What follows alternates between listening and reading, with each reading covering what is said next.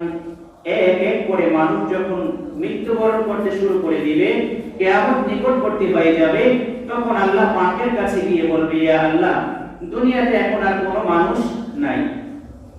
আল্লাহকে বলবে আজরাইল, ইয়া আল্লাহ, এখন আমার কাজ কি? সব মানুষ তো মেরে ফেলেছি, সকলের জান আমি কবজ করে দিয়েছি, এখন আমার কাজ কি? আল্লাহ বলবেন, যাও আবার উপরতলায় যাও। উপরতলায় কোথায়? উপরতলায় আসমানে যাও। আসমানে কি মানুষ থাকে নাকি?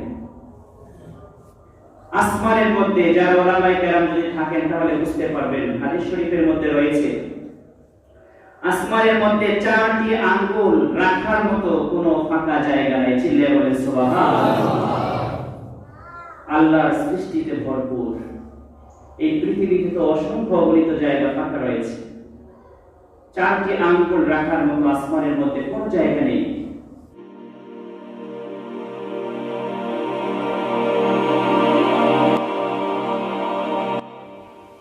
আল্লাহর নবী সাল্লাল্লাহু আলাইহি ওয়াসাল্লাম ওমরকে বললেন, কুন ফিদ দুনিয়া কাআন্নাকা গরীব আও আবিরি সাবিল। ওমর, তুমি দুনিয়াতে এমন ভাবে বসবাস করো যেন তুমি একজন ফকির, দরিদ্র, মুসাফির। কারণ এই পৃথিবীটা একটি হলো মুসাফির খানা। মুসাফির একটা জায়গায় ভ্রমণ করে কিছু সময় সেখানে বিশ্রাম নিয়ে আবার তার নির্দিষ্ট বাড়িতে ফিরে আসে। তোমাদের নির্দিষ্ট বাড়ি হলো কবর, আল্লাহর দরবারে। কিন্তু এই মুসাফির খানাটা হলো তোমাদের একটা জীবনের একটা অংশ, এটাকে তুমি স্থায়ী ধরে নিও না। আল্লাহর নবী ওমর রাদিয়াল্লাহু তাআলা কাঁধের উপর হাত রেখে বন্ধুসুলভভাবে এই কথাগুলো খুব কাছে গিয়ে ওমরকে বলতে লাগলেন, ওমর, কখনোই তুমি নিজেকে অনেক বড় মনে করিও না, নিজেকে সব সময় দরিদ্র মনে করিও। দুনিয়া কাআন্নাকা গরীব, তুমি মনে করো তুমি একজন দরিদ্র, তোমার মতো দরিদ্র এই পৃথিবীর জমিনে আর কেউ নেই। তুমি যখন সকালে উপনীত হবে তখন মনে করবে যে আমি বিকালে থাকতে পারবো কিনা। এটার জন্য মহান রব্বুল আলামিনের কাছে দরখাস্ত করবে। কখনই আশা করবে না যে আমি বিকাল পর্যন্ত বাঁচবো। মনে করবে এই সকালটাই আমার জন্য শেষ সকাল, আমি এর মধ্যে কিছু পুঁজি সংগ্রহ করে নেই। আবার যখন দেখবা যে তুমি সকাল গড়িয়ে গড়িয়ে আসতে করে বিকাল পর্যন্ত উপনীত হয়েছো, তখন মনে করবা যে আগামীকাল সকাল পর্যন্ত আমি আর বাঁচবো না। তখন এই রাতের সময়টুকু, সন্ধ্যা থেকে সকাল হওয়ার আগ পর্যন্ত যে সময়টুকু তোমার দরবারে আল্লাহ পাক নিয়ামত হিসাবে দিয়েছেন, এই সময়টাকে তুমি মূল্যায়ন করিও। রাতের আধারে তুমি মহান রব্বুল আলামিনকে ডাকিও, অন্য কোনো অনৈতিক কাজে তুমি লিপ্ত হয়ে না। ওমর রাদিয়াল্লাহু তাআলা আনহু বললেন, আমিও যখন আমার সাথীদেরকে এই কথাগুলো বলতাম, আল্লাহর নবী ঠিক যেভাবে আমাকে এই কথাগুলো একান্তই নিকটে এসে বলেছেন, আমিও আমার সাথীদের কাছে এই কথাগুলো এভাবেই বলতাম। আজকে মৃত্যু আমাদেরকে গ্রহণ করতে হবে, এটা আমরা জানি। পৃথিবীতে যারাই আগমন করেছে 18,000 মাখলুকাতের মাঝে প্রত্যেককে আশা মাত্রই এটা ব্রেনে থাকতে হবে, আমাকে চলে যেতে হবে। এটা আমরা সবাই বিশ্বাস করি। আজকে দেখা যায় এই যে 2 বছর পর্যন্ত, প্রায় 1.5 বছর পর্যন্ত করোনার মহামারী চলছিল, এখনো কিছু কিছু আছে, আবার নতুন করে ওমিক্রন আসছে। এই যে এই বিষয়গুলো আমাদেরকে কিন্তু দৈনন্দিন আপডেট দেওয়া হতো। এটা হলো পত্রিকা, আর প্রতিটা ঘন্টায়, আধা ঘন্টা, 10 মিনিট পর পরই কিন্তু টেলিভিশনে আপডেটগুলো দেওয়া হতো যে এই মুহূর্তে এই খবর, করোনা পরিস্থিতি। আমরা জানতে পারতাম যে পৃথিবীর কোন রাষ্ট্রে কতজন মানুষ মারা গিয়েছে, আমাদের বাংলাদেশে কতজন, 300, 400, 1000, 10,000, 5000 কতজন ইন্তেকাল করেছে। এই আপডেটগুলো আমরা খুব সহজে আমাদের হাতের নাগালে পাইতাম, এবং সরকার এবং সাংবাদিক সকলেই এগুলো ধারাবাহিকভাবে প্রচার করত। কেন প্রচার করত? এই কেনের উত্তরটা হলো, যাতে করে আমি আপনি যেই কারণে মানুষগুলো মারা যাচ্ছে এর থেকে যেন আমরা সচেতন হয়ে যাই। আমাদেরকে সচেতনতা বৃদ্ধির জন্য, আমাদের নিজেদের সেফটির জন্য বারংবার তাগিদ দিয়ে টেলিভিশনে, পেপার, পত্রিকায় এটাকে ভালোভাবে প্রচার করত। আর মানুষ যখনই দেখতো যে আজকে করোনার পরিস্থিতি, গতকাল ছিল 250, আজকে 1200, তখন মানুষ একটা আতঙ্কের মধ্যে থাকতো, না আগের চেয়ে বেড়ে গেছে, এখন আমাদেরকে কি আবার আগের মতো চলাফেরা করা যাবে না। নিজেকে একটু নিয়ন্ত্রণ রাখতে হবে, একটু হেফাজত রাখতে হবে। আজকে করোনার পরিস্থিতির মতোই যদি পুরো বিশ্বের মধ্যে এরকম অসংখ্য অগণিত মানুষ ইন্তেকাল করছে, মারা যাচ্ছে, ঠিক কিনা বলেন? করোনাতে যা ইন্তেকাল করছে তার চেয়ে দ্বিগুণ মানুষ ইন্তেকাল করছে, কিন্তু সেই বিষয়গুলোকে আদৌ কি ব্যাপার আসে? আজকে লঞ্চে অ্যাক্সিডেন্ট হয়ে, গাড়িতে অ্যাক্সিডেন্ট হয়ে, পানিতে পড়ে, স্ট্রোক করে, প্যারালাইসিস হয়ে, বিভিন্ন ডায়রিয়া, কলেরা, বিভিন্ন রোগে আক্রান্ত হয়ে মানুষ মারা যাচ্ছে। দৈনন্দিন অসংখ্য অগণিত, শুধু বাংলাদেশ নয় পুরো বিশ্বটাকে যদি আপনি কাউন্ট করেন তাহলে দেখতে পারবেন হাজার হাজার মানুষ দৈনন্দিন ইন্তেকাল করছে। তবে আশার চেয়ে কম যাচ্ছে, মানে যতগুলো মানুষ জন্মগ্রহণ করছে তার তুলনায় মানুষ মারা যাচ্ছে কম। যদি কম না হতো, সমান সমান হতো, তাহলে আগের তুলনায় মানুষ পৃথিবীতে যতজন ছিল এখনো তাই থাকতো। কয়েক বছর আগেও তো আমরা সময়তে দেখেছি বাংলাদেশের জনসংখ্যা 16 কোটি। এখন কি 16 কোটি আছে নাকি পেরিয়ে গিয়েছে? পেরিয়ে গিয়েছে, অনেক বেশি হয়েছে। তার মানে বোঝা যায় যতজন আসছে ততজন ইন্তেকাল করছে না, কম সংখ্যক ইন্তেকাল করছে। কিন্তু এই কম সংখ্যকটাকে যদি আমরা পুরো বিশ্বটাকে যদি একটা কাউন্ট করি তাহলে দেখতে পাবো যে হাজার হাজার মানুষ মারা যাচ্ছে অ্যাক্সিডেন্টে বিভিন্ন জায়গায়। কিন্তু ওই পরিসংখ্যানটা যদি আমার চোখের সামনে আসতো, আপনাদের চোখের সামনে আসতো, তাহলে আমার মনে হয় করোনা মহামারীর কারণে মানুষ যেভাবে ইন্তেকালের কারণে নিজেদের সচেতনতা বৃদ্ধি করতে পেরেছে, হাজার হাজার মানুষ পুরো ইন্তেকালের মাধ্যমে মানুষ অন্তত তাদের হৃদয়ের মধ্যে মৃত্যুর ভয়টা বেশি বেশি জাগ্রত হতো। জোরে বলেন ঠিক কিনা? আজকে দেখা যায় এই বিষয়গুলো প্রচার হচ্ছে না, মানুষ মৃত্যুটাকে ভয় করছে না। যদি আগামীকালের পত্রিকায় আসে যে বাংলাদেশের মধ্যে 1200 জন মানুষ ইন্তেকাল করছে করোনা ছাড়াই, তখন আপনার হৃদয় পটের মধ্যে জাগ্রত হবে যে না, আমার তো মৃত্যুটা হতে পারে। দৈনন্দিন কত মানুষ যাচ্ছে, আমিও তো ওই মানুষের কাতারে, আমার তো ভাই মারা যাচ্ছে, আমার বোন মারা যাচ্ছে, আমার আত্মীয় স্বজন মারা যাচ্ছে, তখন আমার মাঝে আপনাদের মাঝে একটা অনুশোচনা জাগ্রত হতো। কিন্তু দেখা যায় সেটাতে এখন প্রচার হচ্ছে না, আমরা জানতেও পারছি না, এজন্য আমরা মৃত্যুটাকে ভুলে যাচ্ছি। হযরত আজরাইল আলাইহিস সালাম তাকে আল্লাহ পাক কি জন্য পাঠিয়েছেন? যে তুমি মানুষের জানগুলো কবজ করবে। আজরাইল, আল্লাহ তাআলা যখন আজরাইলকে আদেশ দিলেন, আজরাইল বললেন, আল্লাহ আমি তোমার আদেশ পুঙ্খানুপুঙ্খানুভাবে পূরণ করব, কিন্তু ছোট্ট একটা আমার প্রশ্ন আছে। আমার প্রশ্নটা হলো, যখন আমি মানুষগুলোর জানগুলো কবজ করব, দুনিয়ার মানুষ আমাকে বলবে আজরাইলের আর কোনো কাজ নাই, সে এসেই শুধুমাত্র মানুষের জান কবজ করে নিয়ে যায়। মানুষ এমনি হাসির ছলে বলে, যদি এক এক এলাকায় যদি 2-3 জন মারা যায়, বলে আজরাইল কিন্তু এই এলাকায় ঢুকছে, দেখো 2-3 জন মারা গেছে, তোমার কাছেও কিন্তু আসবে। এরকম হাসির ছলে কিছু কথা আমরা বলে থাকি। তো আজরাইল কইতেছে আল্লাহ পাককে যে আল্লাহ আপনি আমাকে মানুষের ইন্তেকাল করার জন্য আমাকে আদেশ দিয়েছেন, আমি আপনার আদেশ পুরোপুরি মানব, কিন্তু কথা হলো মানুষ তো আমাকে গালি দিবে, আমাকে গালির পাত্র বানাবে। আল্লাহ পাক বলেন, সাআজলিসু লিল মাউতি সামামা, আজরাইল জেনে রাখো মৃত্যুটাকে আমি একটা কারণ বানাইয়া দেব। কোনদিন দুনিয়ার মানুষ ইউজকারুস সামামা ওয়া ইয়াসলু, কোনদিন মানুষ তোমাকে দোষারোপ করবে না। মৃত্যুটাকে আমি একটা কারণ বানাইয়া দিব। আজ তো মৃত্যুটা একটা কারণ হয়েছে। কেমন কারণ? যেমন একজন যদি ইন্তেকাল করে, সবাই জিজ্ঞেস করে লোকটার কি হয়েছিল, ওই তো লোকটার ব্রেন স্ট্রোক হয়েছে, ক্যান্সার হয়েছে, তার কি হয়েছে, করোনায় আক্রান্ত হয়ে মারা গিয়েছে। তাহলে একটা কারণ দর্শায়, একটা কারণে কি মারা গিয়েছে। এই আদেশটা কোথায় থেকে আসছে? সেই আজরাইল আলাইহিস সালাম আল্লাহর কাছে চেয়েছিলেন, আল্লাহ আমাকে যেন কেউ গালি না দেয়, যদি শুধুমাত্র মানুষকে এমনি ইন্তেকাল করি, 5টা-10টাকে শুধুমাত্র মারতে শুরু করে দেই, মানুষ বলবে যে আজরাইলের আর কোনো কাজ নাই, আপনি একটা ফয়সালা করে দেন। আল্লাহ বলেন যে সাআজলিসু লিল মাউতি সাবাবা, মৃত্যুটাকে আমি একটা কারণ বানাইয়া দিব, তোমাকে কেউ দোষারোপ করতে পারবে না। চিল্লায়া বলেন আল্লাহু আকবার। মহান রব্বুল আলামিন বলতেছেন, আমি মৃত্যুটাকে একটা কারণ বানিয়ে দিয়েছি।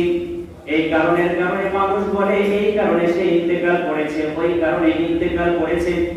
কিন্তু মানুষের অন্তরের মধ্যে ভয় কম জাগ্রত হয়, মানুষ ভয় করে না। আজরাইল আলাইহিস সালাম বললেন, এক এক করে এভাবে যখন মানুষগুলো দুনিয়ার জমি ছেড়ে চলে যাবে, একটা সময় এই পৃথিবীটা শূন্য হয়ে যাবে, খালি হয়ে যাবে।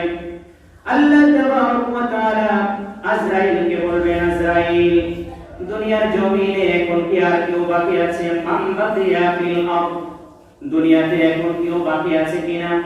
আজরাইল বললেন, লা আলাল আরদি আহাদান, ও আল্লাহ, দুনিয়াতে এখন আর কেউ বাকি নাই।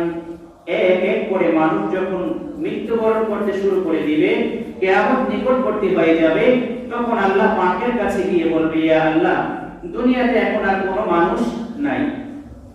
আল্লাহকে বলবে আজরাইল, ইয়া আল্লাহ, এখন আমার কাজ কি? সব মানুষ তো মেরে ফেলেছি, সকলের জান আমি কবজ করে দিয়েছি, এখন আমার কাজ কি? আল্লাহ বলবেন, যাও আবার উপরতলায় যাও। উপরতলায় কোথায়? উপরতলায় আসমানে যাও। আসমানে কি মানুষ থাকে নাকি? আসমানের মধ্যে যারা ওলামায়ে কেরাম যদি থাকেন তাহলে বুঝতে পারবেন, হাদিস শরীফের মধ্যে রয়েছে, আসমানের মধ্যে 4টি আঙ্গুল রাখার মতো কোনো ফাঁকা জায়গা নেই। চিল্লিয়ে বলেন সুবহানাল্লাহ। আল্লাহর সৃষ্টিতে ভরপুর, এই পৃথিবীতে তো অসংখ্য অগণিত জায়গা ফাঁকা রয়েছে, 4টি আঙ্গুল রাখার মতো আসমানের মধ্যে কোনো জায়গা নেই।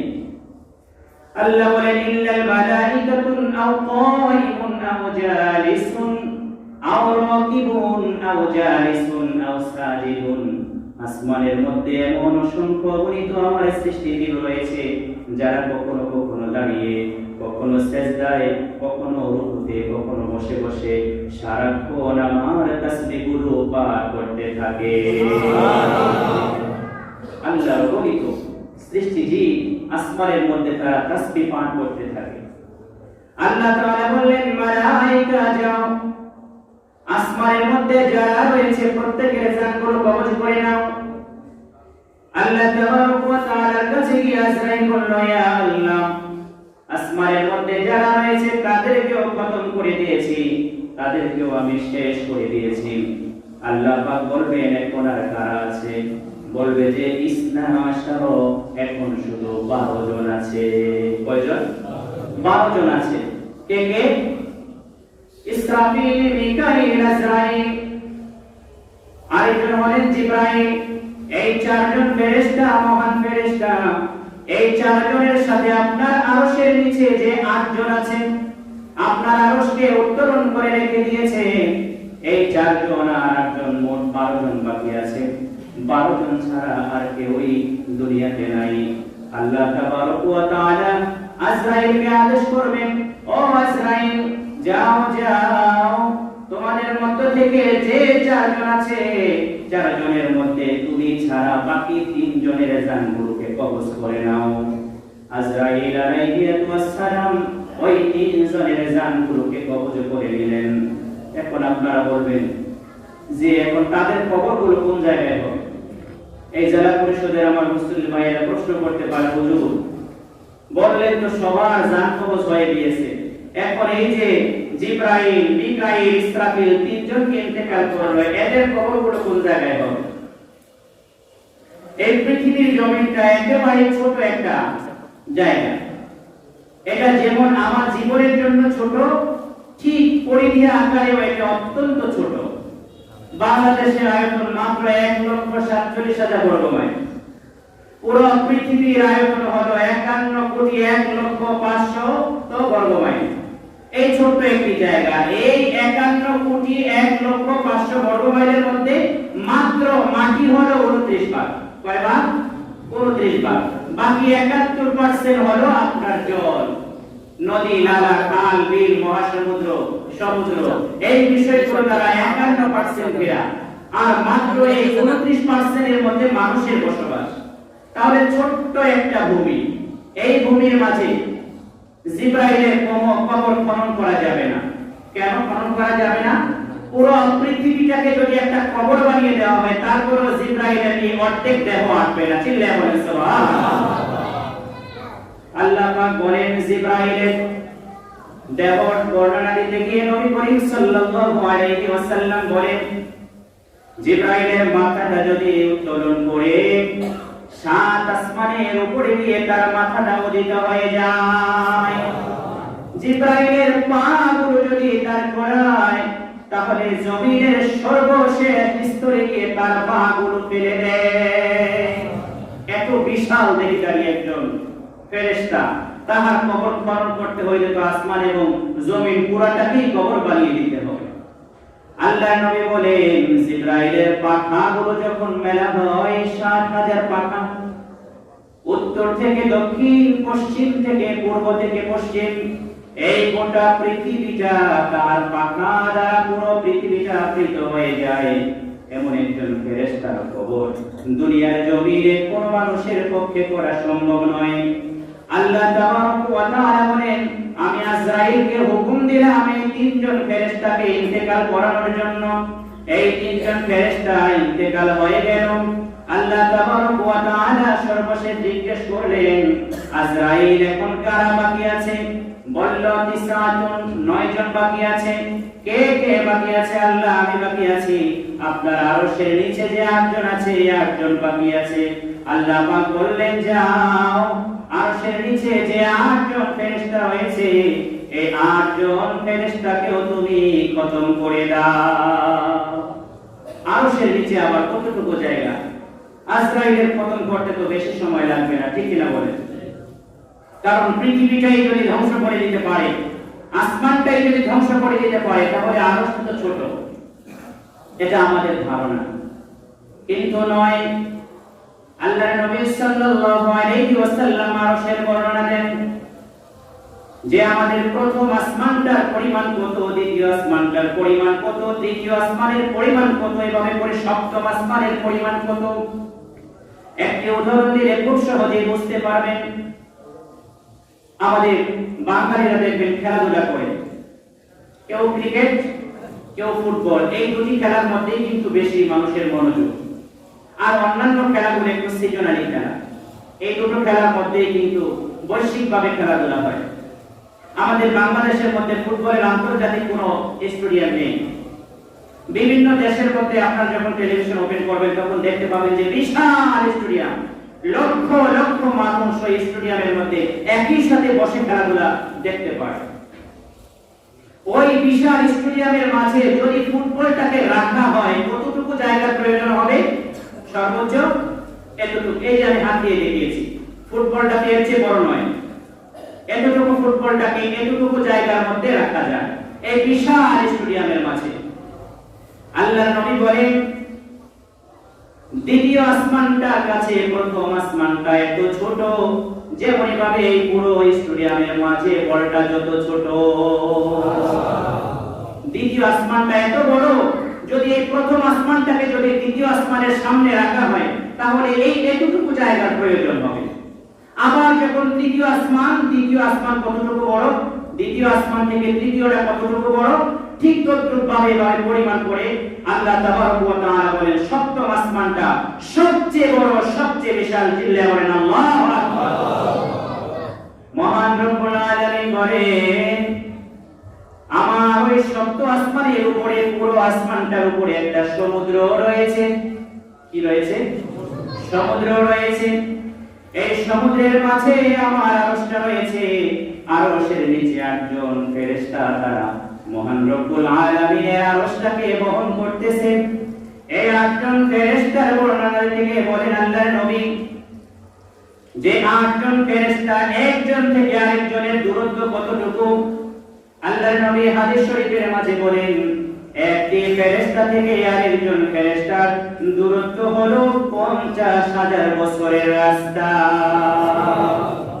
এক নয়, দু নয়, ৫০,০০০ বছরের রাস্তা হলো একটি ফেরেশতা থেকে আরেকজন ফেরেশতার দূরত্ব।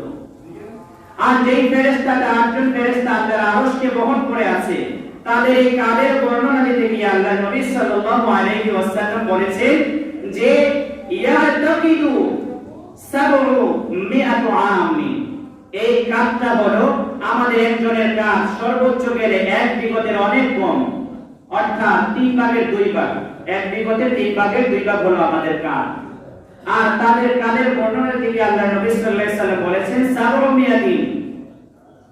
700 বছরের রাস্তা অতিক্রম করতে যত সময়ের প্রয়োজন, একজন ফেরেশতার কাঁধ অতিক্রম করতে তত সময়ের প্রয়োজন। চিল্লায়ে বলেন সুবহানাল্লাহ। এত বিশাল দেহধারী ফেরেশতা, তাহলে তো আরশের জায়গাটা আমরা কম মনে করেছিলাম। আল্লাহ নবী বলেন যে আসমানের উপর সমুদ্রটা আছে, এই সমুদ্রটা আসমান এবং জমিনের মাঝখানে যতটুকু ফাঁকা জায়গা, এই ফাঁকা জায়গা পরিমাণ হলো ওই সমুদ্রের গভীরতা। ওই সমুদ্রের মধ্যে যদি ওই ফেরেশতাগুলো দাঁড়ায় তাহলে অবশ্যই তারা ডুবে যাবে, এটা আমাদের ধারণা। কিন্তু আল্লাহর নবী বলেন না না, ওই ফেরেশতাগুলো সমুদ্রের উপর দাঁড়িয়ে আছে, কিন্তু সমুদ্রের পানি তাদের হাঁটুর উপরে উঠতে পারে না। হাঁটুর উপরে ওই পানিগুলো উঠতে পারে না, হাঁটুর নিচে পানি আছে। তাহলে কত বড় ফেরেশতা আল্লাহ তাবারক ওয়া তাআলা আরশের জন্য আল্লাহ তাবারক ওয়া তাআলা সৃষ্টি করে রেখে দিয়েছেন। আল্লাহ আজরাইলকে বললেন, আজরাইল যাও আরশের ফেরেশতাগুলোকে কতম করে দাও। আজরাইল আরশের ফেরেশতাগুলোকে কতম করে দিলেন। আল্লাহ তাবারক ওয়া তাআলা আজরাইলকে জিজ্ঞাসা করলেন, আজরাইল আর কেউ বাকি আছেনি? আল্লাহ সব কিছু জানেন, তারপর আজরাইলকে জিজ্ঞাসা করলেন। আজরাইল বললেন, লা আলাল আরদি ওয়ালা আলাস সামাই ওয়ালা তাহতা আল আরশি। ও আল্লাহ, দুনিয়াতে কেউ নাই, আসমানেও কেউ নাই, আরশের নিচে যে 8 জন ফেরেশতা ছিল এই 8 জন ফেরেশতাও নাই, এখন শুধু আছি বাকি আমি। এখন প্রশ্ন থাকতে পারে যে 8 জন বিশাল দেহধারী ফেরেশতা তারা মহান রব্বুল আলামিনের এই আরশটাকে তারা বহন করেছিলেন, এখন তারা ইন্তেকাল করেছেন, আরশটার অবস্থা এখন কি? অবশ্যই রোডে পড়ে গিয়েছে। আল্লাহর নবী উত্তর দিচ্ছেন, আল্লাহ তাবারক ওয়া তাআলা পবিত্র কোরআনুল কারীমে উত্তর দিয়ে দিচ্ছেন, ও দুনিয়ার মানুষ, গল্প করছি না, কোরআন হাদিস, সম্পূর্ণ কোরআন হাদিসের কথা। আল্লাহ তাবারক ওয়া তাআলা বলেন, দুনিয়ার মানুষ জেনে রাখো, একটিবারও কি গবেষণা করেছো যে আমি এই বিশাল আসমানটাকে কিভাবে কোটি ছাড়া আমি এভাবে আটকিয়ে রেখেছি? যদি পৃথিবীর সবচেয়ে বৃহৎ টেলিস্কোপ যন্ত্র দিয়ে তুমি দেখো, বিশ্বের সবচেয়ে টেলিস্কোপ বড় যন্ত্রের, এটাকে সংক্ষিপ্ত আকারে বলা হয় ফাস্ট। এটার নাম হলো দা 500 মিটার অ্যাপারচার টেলিস্কোপ। এই বিশাল এই যন্ত্রটাকে এক কথায় বলা হয় ফাস্ট, আর এটাকে চায়নারা বলা হয় স্কাই আই, আকাশ চোখ। মানে এটা দিয়ে সূক্ষ্মাতি থেকে সূক্ষ্ম বিষয়গুলো বিশাল আকৃতি দেখা যায়, সবকিছু স্পষ্ট আকারে দেখা যায়। যদি তুমি ওই বিশাল টেলিস্কোপ যন্ত্র দিয়েও যদি দেখো, আসমানের মধ্যে পড়ে একটি পিলার আবিষ্কার করতে কেউ পারবে? কোনোদিন পারবে না। আল্লাহ যদি আসমানটাকে যদি কোটি ছাড়ায়া এভাবে জড়িয়ে রাখতে পারে, এই ছোট্ট একটা মসজিদ কত বড় বড় পিলারের প্রয়োজন হয়েছে। পিলারের কারণে পিলারের পিছনে কেউ বসতে চায় না, ইমাম সাহেবকে দেখা যায় না দুই পাশে বসে। মহান রব্বুল আলামিনের এই ছোট্ট একটি ছাদের জন্য যদি এতগুলো পিলারের প্রয়োজন হয়, আল্লাহ পাক বলেন যে দুনিয়ার মানুষ একটু গবেষণা কর, এত বিশাল আকৃতির 51,01,500 বর্গ মাইলের এই পৃথিবী আকাশটাকে আমি কিভাবে কোটির মধ্যে আবৃত করে রেখেছি। আল্লাহ পাক বলেন, আকাশটাকে আমি যেভাবে ঝুলিয়ে রেখেছি, আমি আরশবাহী ফেরেশতা ছাড়াও আমার আরশটাকে ঠিক আমি তদ্রূপ আটকিয়ে রেখেছি। আজরাইলকে বললেন, আজরাইল এখন আর কে বাকি আছে? আজরাইল বললেন, ইয়া আল্লাহ, এখন শুধু আমি আছি, তুমি আছো, যাও তোমার জান কবজ করতে হবে। আজরাইলের মনের মধ্যে প্রশ্ন, আমাকেও কি ইন্তেকাল করতে হবে? আল্লাহ তো মনের খবর জানেন। আল্লাহ তখন বললেন, আজরাইল, তোমার মন যা বলছে, তোমার মনের প্রশ্নটাকে আমি স্পষ্ট করে দিচ্ছি। আমার আরশের নিচে যত সৃষ্টিজীব আছে প্রত্যেককেই মৃত্যুর স্বাদ গ্রহণ করতে হবে। আজরাইল আলাইহিস সালাম তিনি মৃত্যুর জন্য প্রস্তুতি গ্রহণ করলেন। আল্লাহ তাবারক ওয়া তাআলা তাকে মৃত্যুর জন্য আদেশ করলেন। সে মৃত্যুবরণ করলো। আল্লাহ তাবারক ওয়া তাআলাকে সর্বশেষ মৃত্যু যন্ত্রণাটা ঘোষণা করে দিলেন, আল্লাহ যদি আমি জানতাম যে মৃত্যুটা এত কঠিন, এত কষ্টদায়ক, তাহলে দুনিয়ার মুমিন মুসলমানদের এত কষ্ট করে আমি কোনোদিন জান কবজ করতাম না। আল্লাহু